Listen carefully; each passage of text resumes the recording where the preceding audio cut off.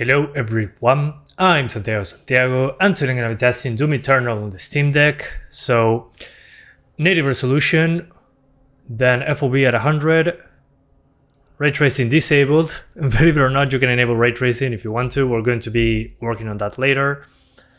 Then settings, basically a mix between medium and high, like you see here. Sharpening at 30, film grain at 0, and dynamic resolution with a target of 60 frames per second. So the resolution will change to get 60s basically all the time. And as you can see, there's a lot of letters and numbers and whatever. Well, as you can see on the above my head, it says 1280 by 800, 100%. Once it drops resolution, in that green graph, you'll see a drop. That will show you when the resolution drops below native, like looking this way, you're probably going to see, there you go, a drop into the 90% range. So that's how the game stays at 60 basically. So apologies for the nauseating amount of text and stuff on the screen. I know it looks bad, especially in a tiny screen. But I love when games have in-game metrics that we can work with. Especially when it says how much dynamic resolution is doing its job.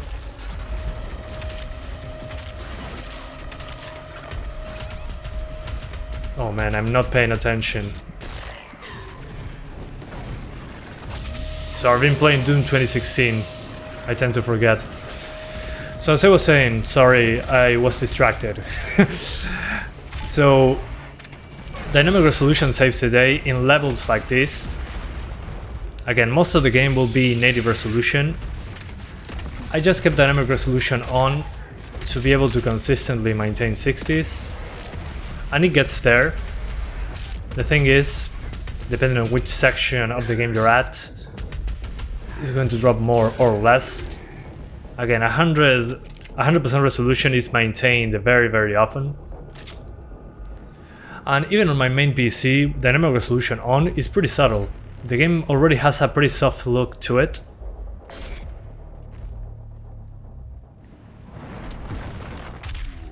So yeah, on the Steam Deck screen it's even less noticeable.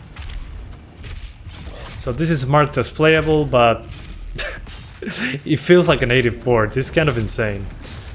And it looks amazing, visually speaking as well. Anyway. And there's also, well, sorry about that. There's also a ray tracing option, which I do not recommend. I mean, it looks nice and all, but you won't get 60s, at least not with these settings. So I don't think it's worth enabling. But as a proof of concept, it's pretty interesting. Anyway, let's go into a more newer level. A level that is farther ahead. I have more abilities and it's more interesting visually as well. So yeah, let's get there. 1 second. Okay, now the Super Gore Nest. This has more reflections on screen and more visual eye candy, to say it in some way.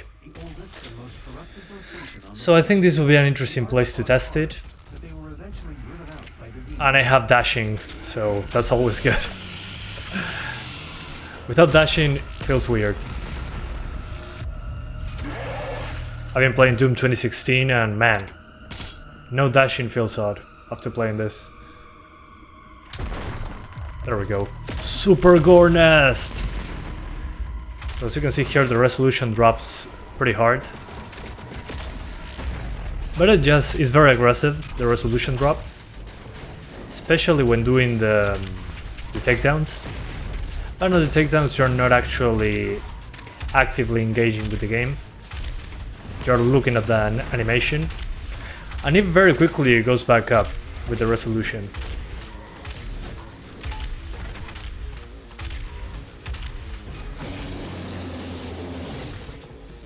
So yeah, I think this is one of the best dynamic resolution systems on PC. It works great.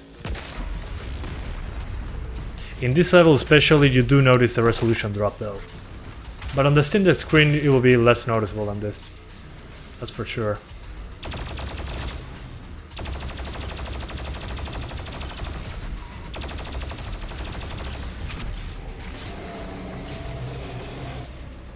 But still, it's 60 frames per second. So you don't get those drops below 60. You're basically 60s across the board, and when needed, I'll drop the resolution. You can also go lower on the settings if you want to. Personally, I think this is a good balance. You still get the reflections, you still get good visuals. So yeah. Anyway, so considering this, let's now do something kind of crazy, now that I showed you the best settings. Let's do ray tracing, because why not? It's not going to hit 60s, but let's try it. So we're going to keep the same settings, but enable ray tracing. So everything will be on a mix between medium and high. The resolution will be dynamic, targeting 60, but we're not getting there. So let's apply the settings. Okay, ray tracing on a Steam Deck.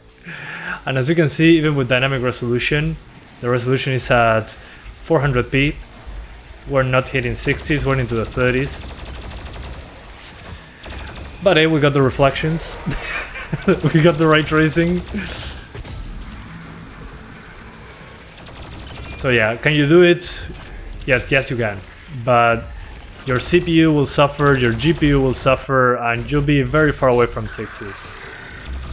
And at that point, if you drop to low settings, what's the point of using ray tracing?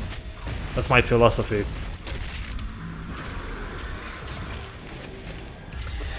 We're on a very reflection heavy level, so it's no coincidence. It drops harder here than in the other levels. But hey, still Doom on a Steam Deck with ray tracing on.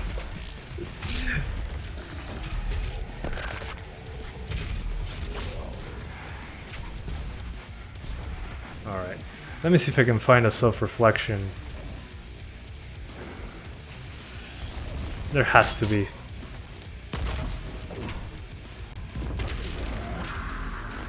But again, do I recommend ray tracing on the Steam Deck? No! Stay far away from ray tracing on the Steam Deck. It's a fun gimmick, but performance is affected significantly.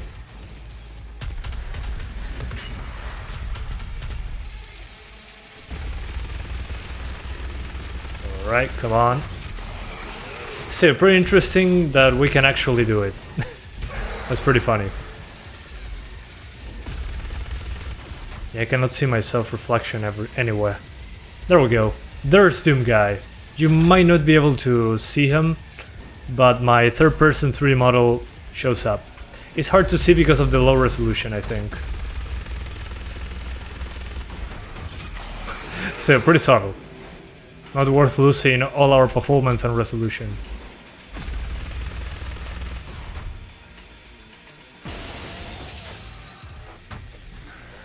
So yeah, let's disable ray tracing. Let's go back to where we were. Ray tracing off. Thank you. And as you can see, the VRAM is marked as 12 gigabytes, which is odd. I locked it to 4 gigabytes on the Steam Deck BIOS. Oh yeah, this is so much better. Oh my god, yeah. Keep it like this, please. Yeah, it's so much better playing at 60 than having subtle ray tracing reflections with half the resolution and half the frame rate and stuttering. Yeah, this is so much better. So yeah, there we go. Doom Eternal on the Steam Deck, it's amazing. It feels like it was made for the Steam Deck. Talking about performance, of course. And visuals are very good. I'm pretty impressed. I know it's verified, but still. It's ridiculously smooth. And I'm playing with mouse and keyboard, by the way. Not good with a controller on this one.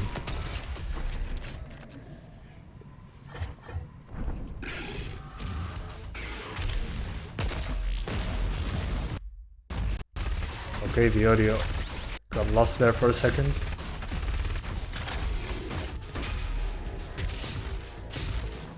So So yeah, there you go. Dynamic resolution saves the day once more. As you can see here, this part is quite demanding. Look at the resolution, but we're still at 60.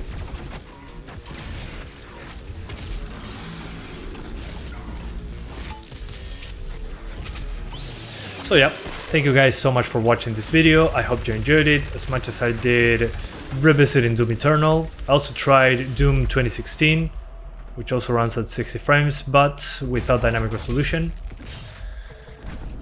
So yeah, I'll see you guys next time. Bye guys, thanks for watching.